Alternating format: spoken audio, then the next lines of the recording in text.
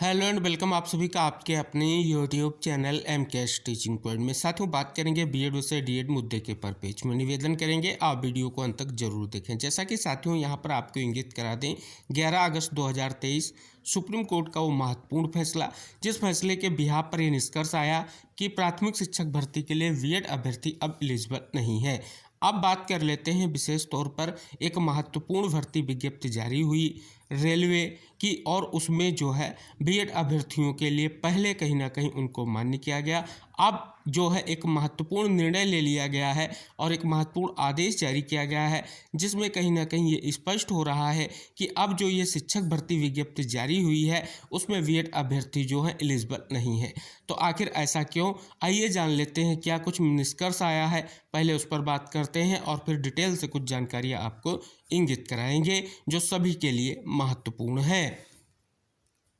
सीधे बात कर लेते हैं, खबर के माध्यम से भी महत्वपूर्ण निष्कर्ष इंगित कराए गए हैं कि रेलवे में शिक्षक भर्ती से बीएड बाहर।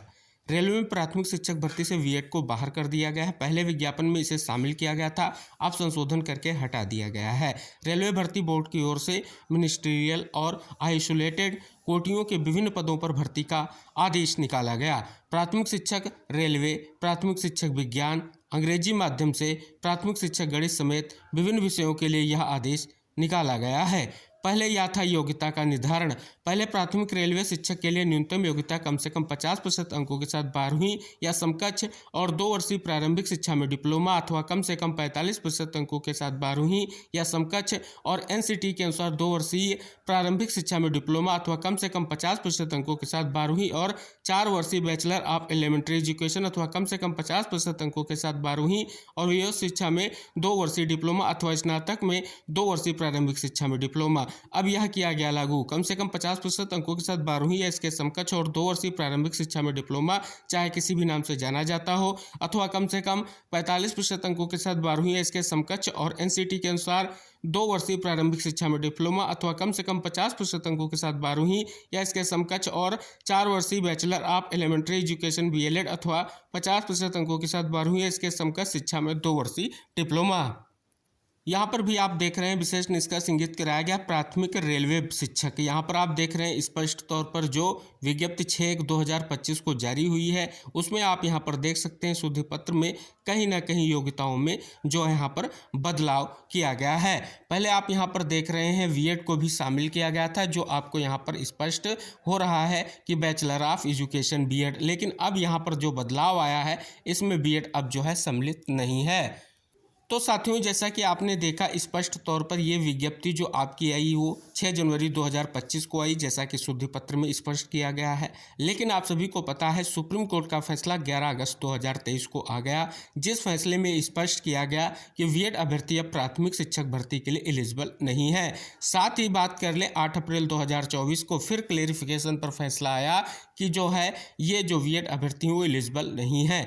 तो जब कहीं ना कहीं पहले ही फैसला आ चुका था तो फिर कहीं ना कहीं एक बार मान्य करना और फिर अमान्य करना कहीं ना कहीं एक सबसे बड़ा अहम पॉइंट बन रहा है, स्पेशली बीएड अभ्यर्थियों के लिए, क्योंकि यहाँ पर पहले ही कहीं ना कहीं सुप्रीम कोर्ट ने अपने फैसले में डिसाइड कर दिया है कि 125 के लिए बीएड अभ्यर्थी जो है एलिजिबल नहीं है।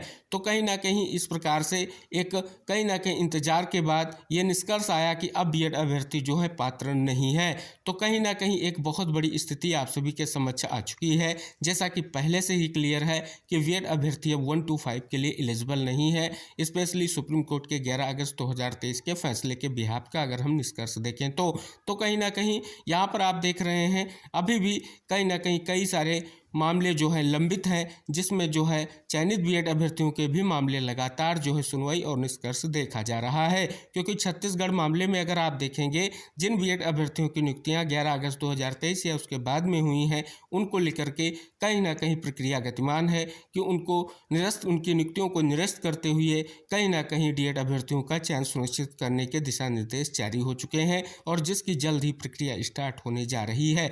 यही अगर हम बात कर लें तो कहीं ना कहीं स्पष्ट तौर पर निष्कर्ष आपको देखने को मिल रहा है। तो जब ऐसी प्रक्रिया कहीं ना कहीं सामने आई है और बाद में ये निर्णय लिया गया है, तो कहीं ना कहीं एक स्पष्ट हो रहा है कि बीएड अभ्यर्थियों के लिए एक बहुत बड़ी चुनौती है। जो पहले से स्पष्ट है कि उनको मौका नहीं मिलेगा, तो कहीं ना कहीं स्पष्ट तौर पर पहले माने और अब अमान्य करना कहीं ना कहीं एक बड़ा झटका हमारे समस्त बीएड साथियों के लिए है। तो जैसा कि आपने यहाँ पर स्पष्ट तौर पर जाना कि किस प्रकार से एक महत्वपूर्ण भर्ती प्रक्रिया में जो कहीं ना कहीं केंद्रीय स्तर की भर्ती, जिसमें स्पष्ट तौर पर पहले बीएड को सम्मिलित करना और अब जो है उन्हें अमान्य करना, कहीं ना कहीं एक निष्कर्ष देखने को मिल रहा है। तो फिलहाल ये इन्फॉर्मेशन शेयर करने का एक ही उद्देश्य है कि रेलवे भर्ती में कहीं ना कहीं जो बीएड अभ्यर्थियों को सम्मिलित करने को लेकर के पहले निष्कर्ष आया था, फाइनली समस्त बीएड अभ्यर्थियों के लिए फिर से निष्कर्ष आ चुका है कि वो अब जो है प्राथमिक शिक्षक भर्ती में अप्लाई नहीं कर पाएंगे, एलिजिबल नहीं होंगे, क्योंकि जो है यहाँ पर संशोधन कर दिया गया है योग्यताओं में। तो इस महत्वपूर्ण इन्फॉर्मेशन को सभी को शेयर करें। चैनल पर नए हैं तो चैनल को सब्सक्राइब करें। नेक्स्ट जो भी इन्फॉर्मेशन होगी आपके लिए महत्वपूर्ण होगी, आपको शेयर की जाएगी। तो मिलते हैं नेक्स्ट अपडेट के साथ, तब तक के लिए बाय बाय, टेक केयर साथियों।